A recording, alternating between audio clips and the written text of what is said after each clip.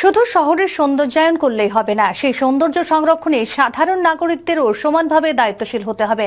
আজ আগরতলা পুর নিগমের 40 নম্বর ওয়ার্ড অফিসের নবনির্মিত দ্বিতল ভবনের উদ্বোধন অনুষ্ঠানে এই মন্তব্য করেন মুখ্যমন্ত্রী ডাক্তার মানিক সাহা।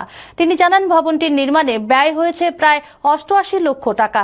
মুখ্যমন্ত্রী বলেন, আগরতলা পুর নিগমের প্রতিটি ওয়ার্ড ও সংশ্লিষ্ট কাউন্সিলর নাগরিক পরিষেবা, স্যানিটেশন, মশক নিধন সহ বিভিন্ন পরিষেবা প্রদানের পাশাপাশি এলাকার সামগ্রিক উন্নয়নের নিরলসভাবে কাজ করে চলেছেন।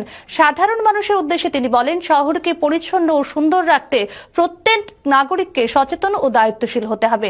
প্রতিটি ওয়ার্ডে মানুষের সমস্যার দ্রুত সমাধানের জন্য প্রয়োজনীয় পরিকাঠামো ও অনুকূল পরিবেশ গড়ে তোলার ওপরও তিনি গুরুত্ব আরোপ করেন। মুখ্যমন্ত্রী আরও বলেন, 2019 সাল থেকে রাজ্যে পরিবর্তনের ধারা অব্যাহত রয়েছে। আলোচনার মাধ্যমে যে কোনো সমস্যার সমাধান সম্ভব। উদাহরণ হিসেবে তিনি উল্লেখ করেন, দীর্ঘ প্রায় 50 বছর ধরে দখল হয়ে থাকা পুর নিগমের রাস্তা আলোচনার মাধ্যমে উদ্ধার করা সম্ভব হয়েছে। অনুষ্ঠানে এছাড়া উপস্থিত ছিলেন mayor Dipak Majumdar, deputy mayor Monika Das Dutta, পুর নিগম কমিশনার সাজু ওয়াহিদ, 40 নম্বর ওয়ার্ডের কাউন্সিলর শম্পা সরকার চৌধুরী, দক্ষিণ জোনের চেয়ারপারসন অভিজিৎ মল্লিক প্রমুখ।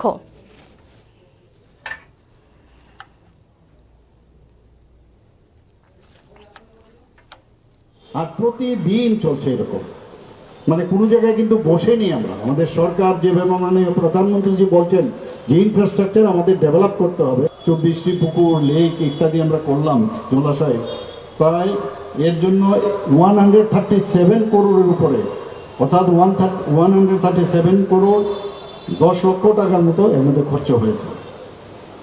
এই যে পুকুরগুলো আছে, লেকগুলো আছে, সেগুলো আমরা তো পুরো সবার মাধ্যমে তো এটা করছে, কিন্তু আমাদের যারা নাগরিকরা আছেন তাদেরও কিন্তু দায়িত্ব বর্তায় যে এটাকে সৌন্দর্য রাখা, এটাকে প্রপারলি মেনটেন করা।